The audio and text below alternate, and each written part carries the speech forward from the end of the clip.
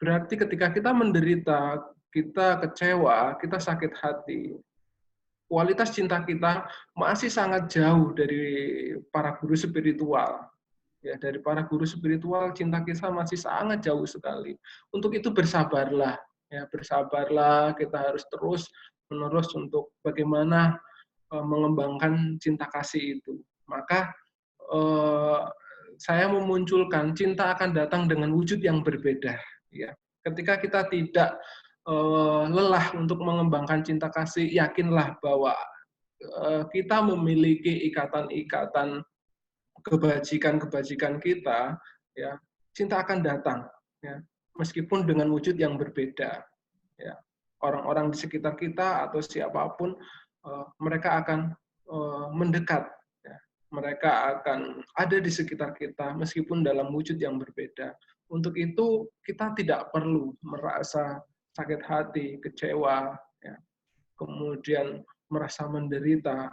Ya, yakin dan bersabarlah bahwa cinta itu akan datang dengan wujud yang berbeda. Meskipun terkadang kita juga sulit sekali untuk mengendalikan ketidaknyamanan yang muncul di dalam pikiran atau batin kita. Tapi bersabarlah, kita ingat kembali para guru-guru spiritual, para Yesus, Buddha, kemudian siapapun, ya, mereka mengalami penderitaan yang luar biasa, tapi cinta mereka tidak pernah padam, tidak pernah padam.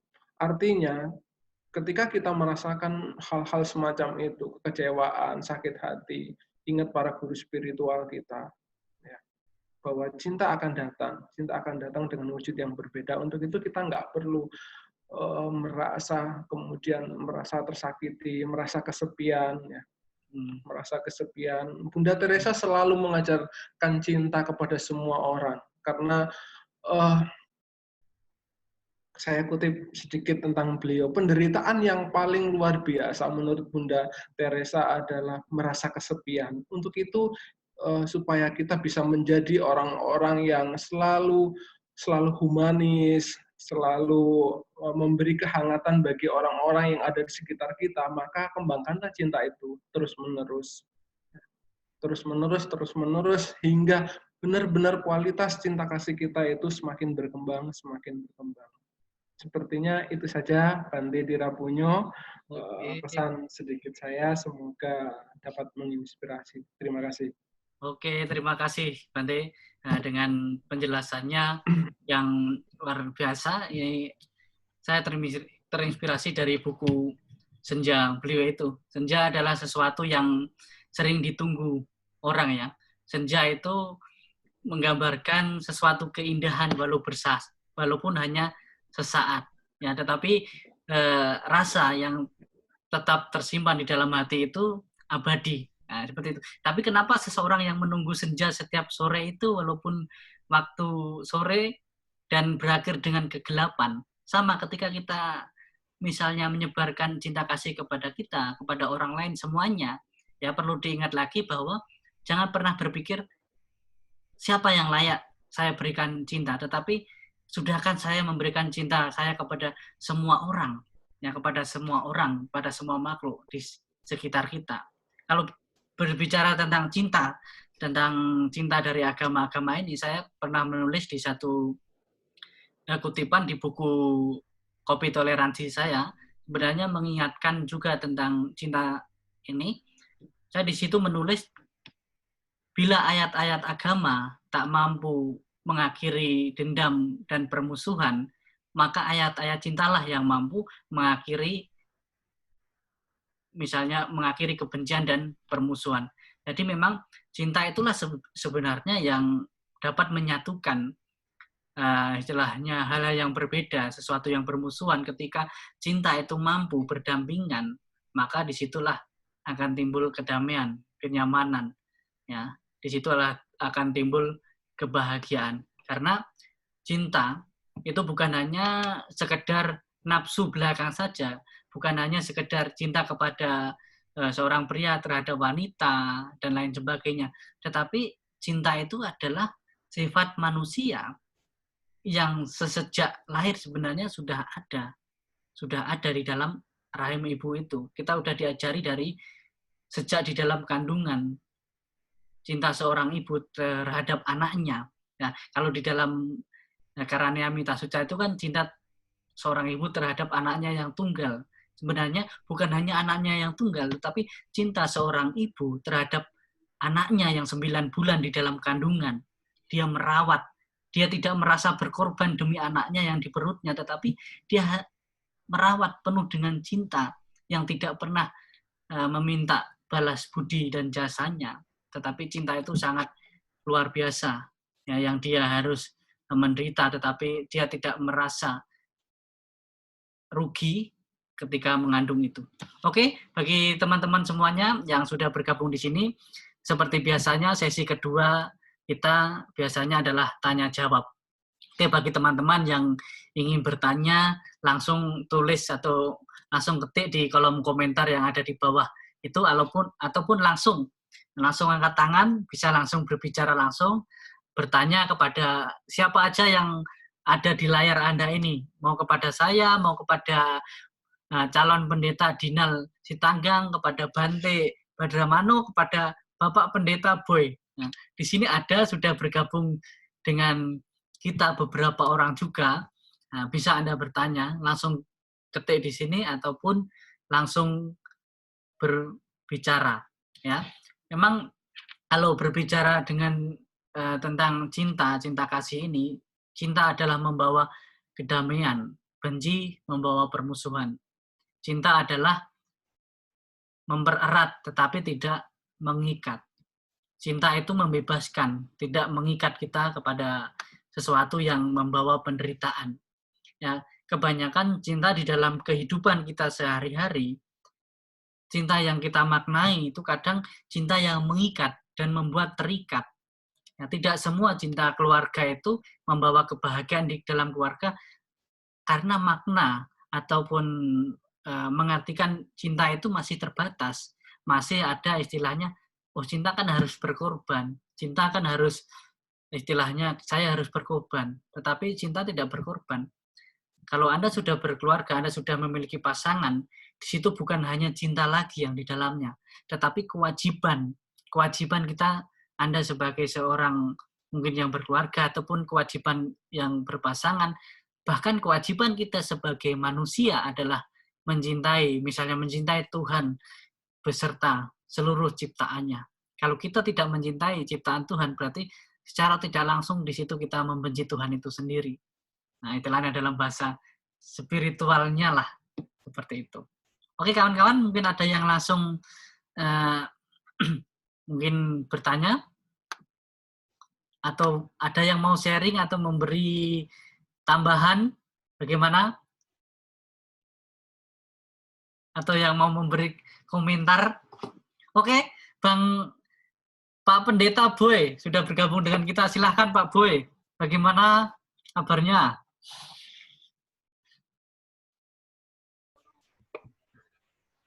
Ya, terima kasih kepada Bante, Naudaya Bante. Nama budaya semuanya.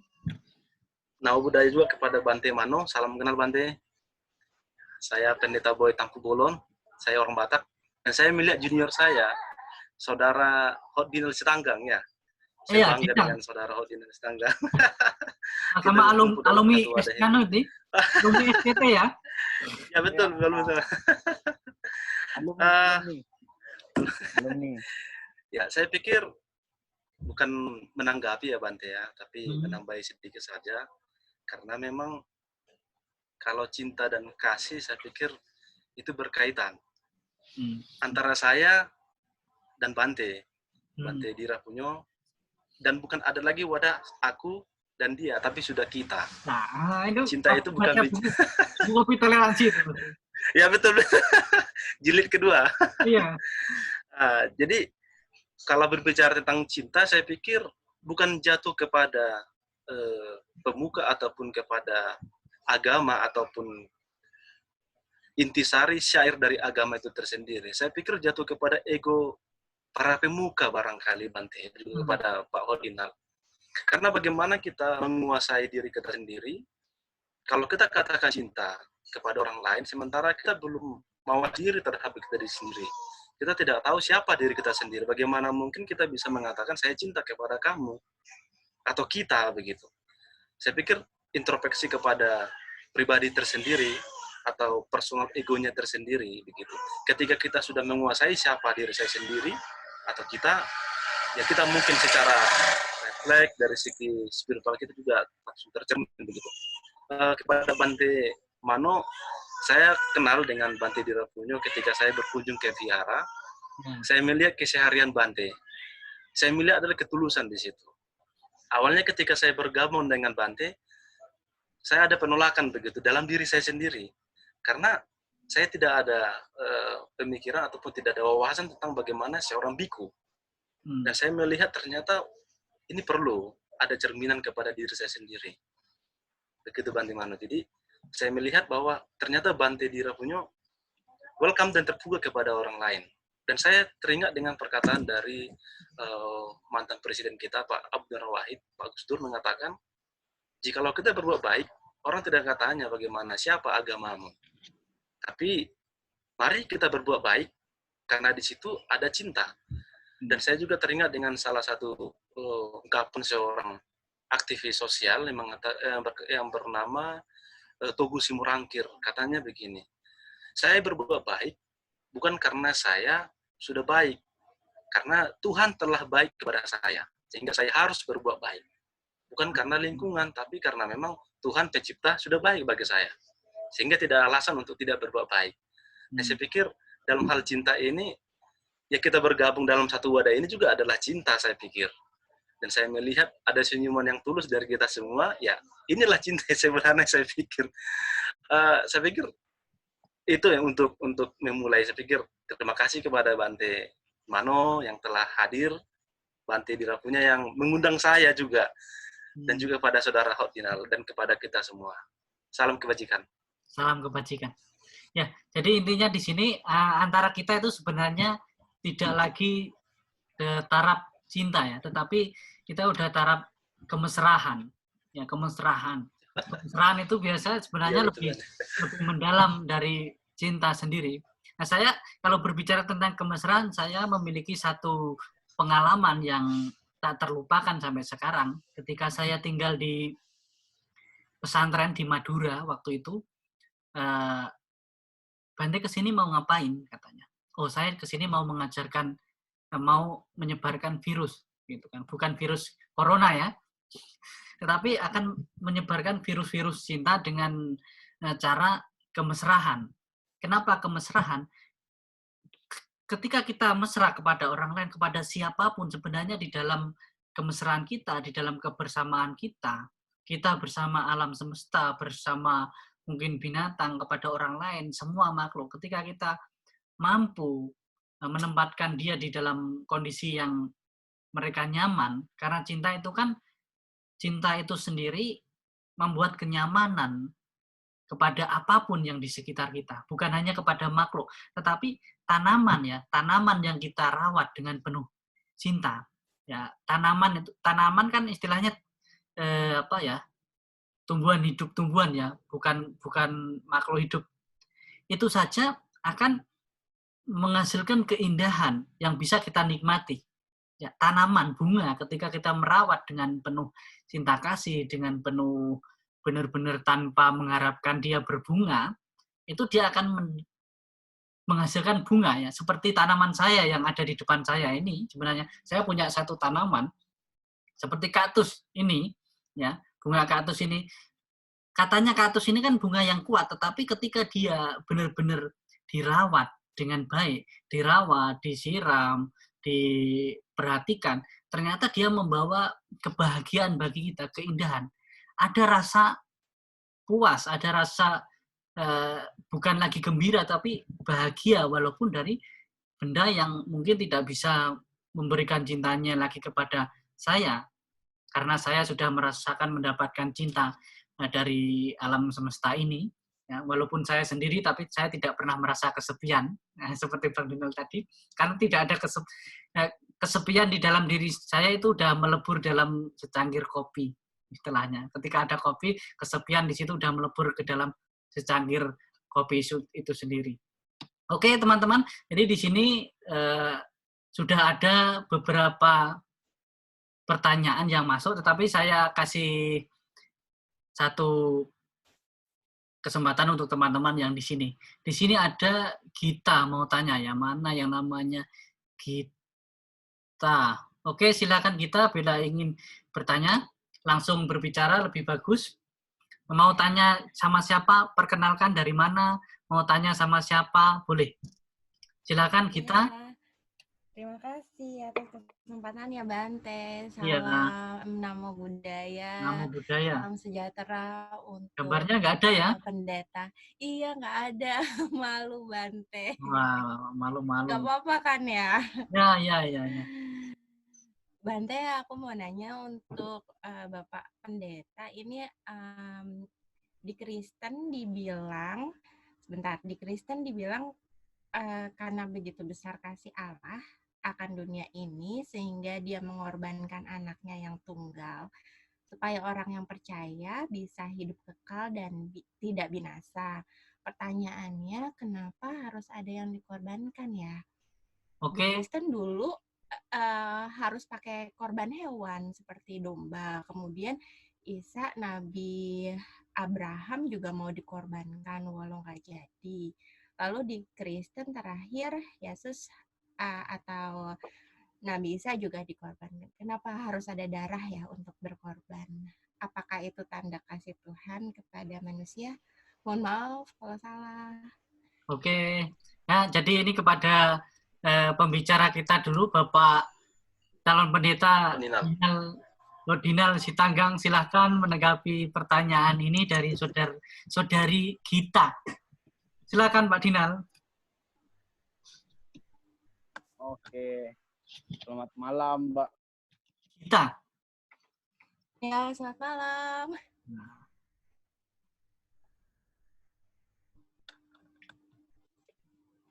Selamat malam, Bapak Pendeta. Halo, oke, udah denger. Dengar ya, Dinal. Oh, belum di-unmute, Dinal. Oke, silakan. Dinal. Agak susah. Oh iya. Iya, maklum ya kalau di kampung ya. Kampung. Jadi katakan tadi, kenapa harus ada yang dikorbankan? Begitu. Sebenarnya yang harus dipahami dalam konsep kekristenan kan awalnya begini. Manusia hidup dengan penuh damai, manusia hidup dengan penuh cinta, manusia hidup dengan... Loh, suaranya agak ya. Lu, Bang Dinal? Jangan di-unmute ya. Oke. Oke, ya. Jadi kan awalnya manusia itu hidup dengan bahagia, hidup dengan damai, dengan kasih di sebuah tempat yang disebut dengan istilahnya Taman Eden gitu. Nah, ketika manusia hidup di Taman Eden, manusia tergoda akhirnya dalam yang disebut dengan istilahnya manusia jatuh dalam dosa, lalu akhirnya manusia menjadi berdosa, hubungannya dengan Allah sama sekali rusak, bukan retak tapi sama sekali sudah berjarak. Lalu ketika hubungan itu sudah berjarak, Allah datang menjumpai manusia itu sendiri.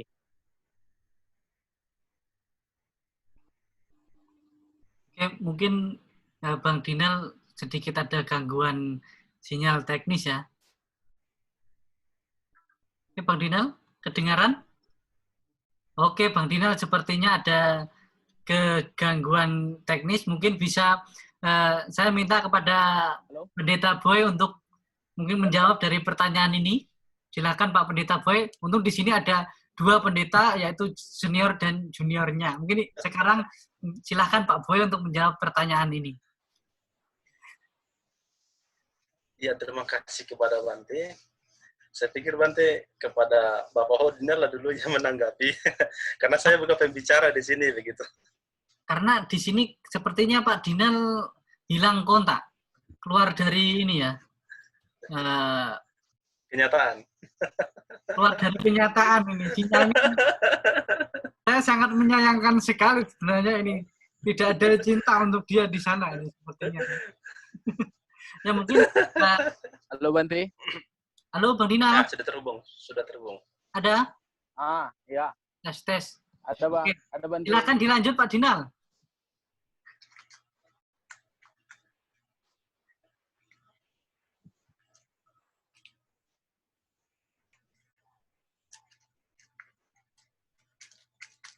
Dengar Bante? Iya, dengar.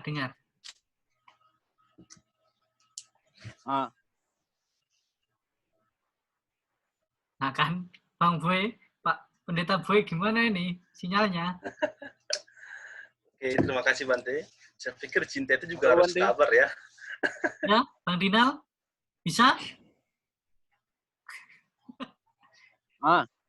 Oke, silakan.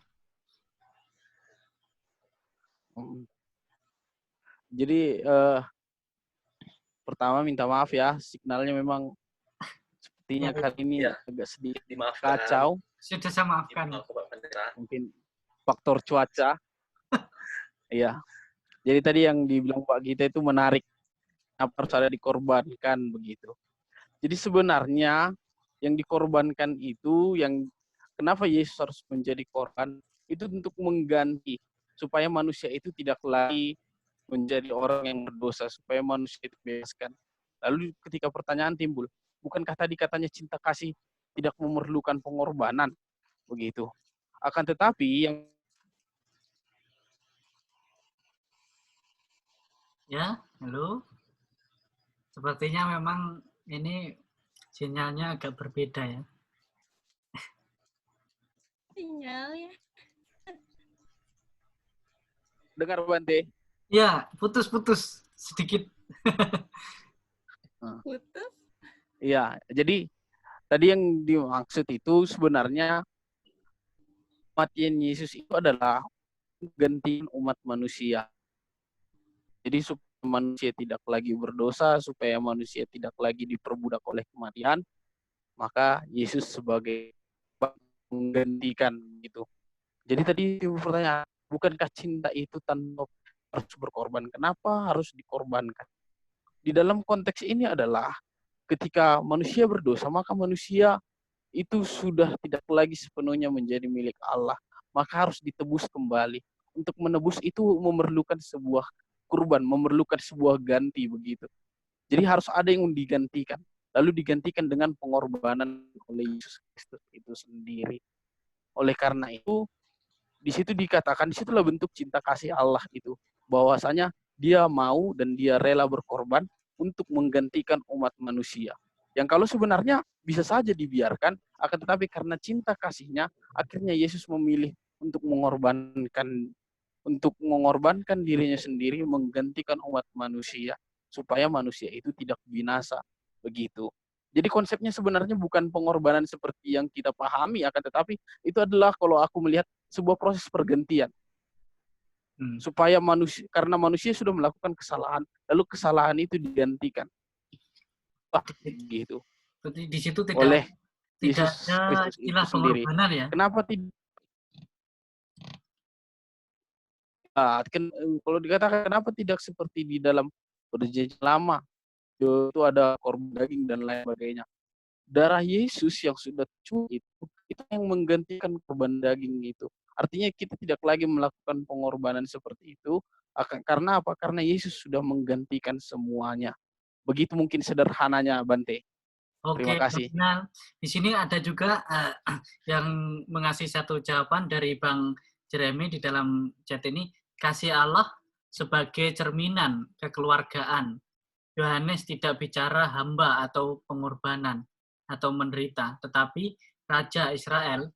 Jadi Yohanes tidak bicara pengorbanan Yesus. Berbeda Injil sinoptik dan Injil Yohanes. Jadi kalau saya lihat di sini sih konteks dari yang di sini, bahkan Yesus itu sendiri melakukan itu tidak ada perasaan atau pikiran untuk berkorban, tidak istilahnya tidak merasa kehilangan berkorban begitu.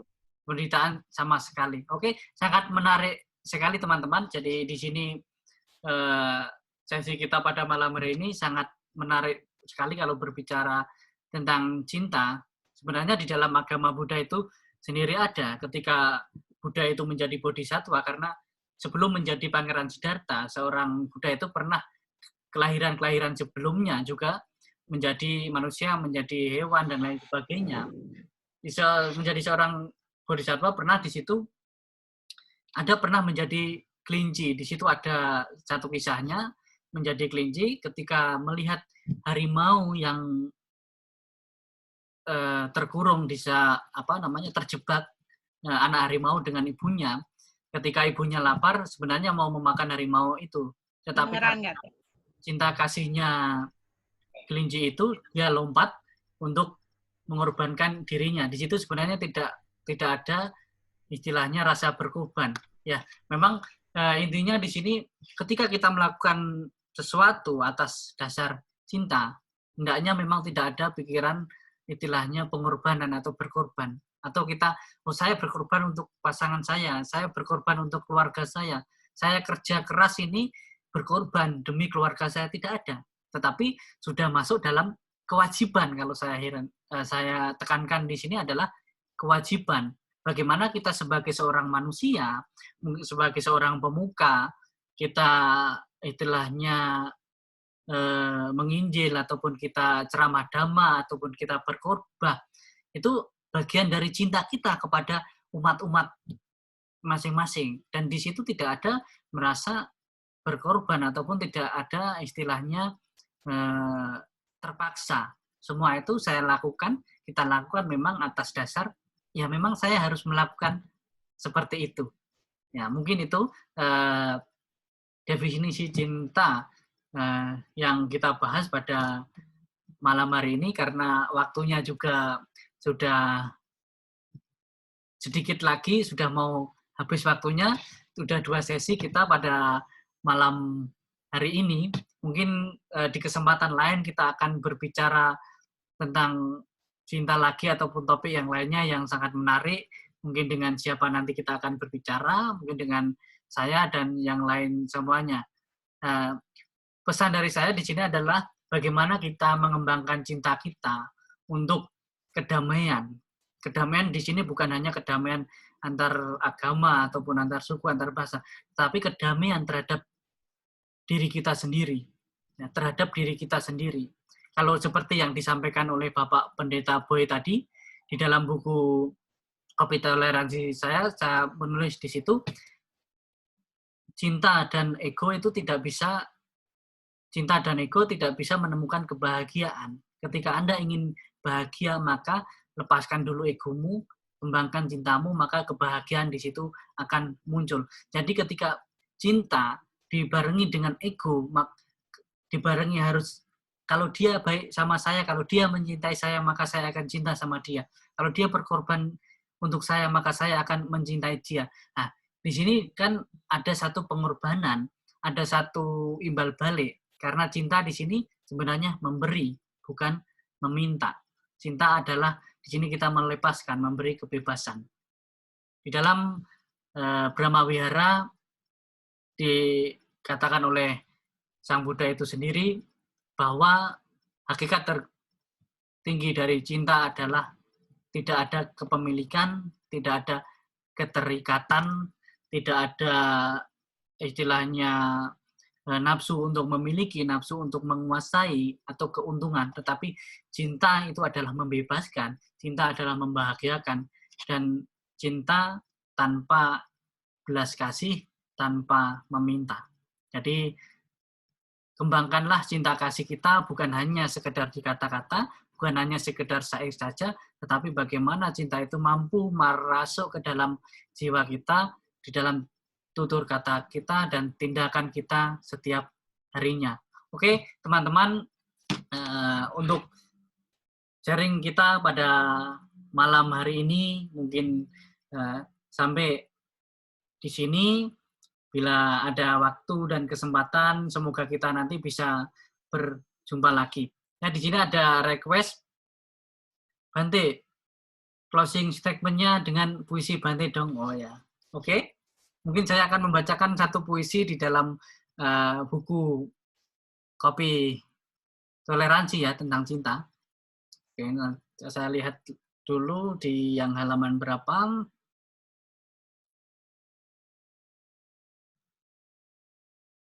Oke, sini buku Kopi Toleransi, halaman 3. Bila seseorang memiliki cinta kasih, maka kelembutan akan selalu serta di dalam tutur kata dan tindakannya.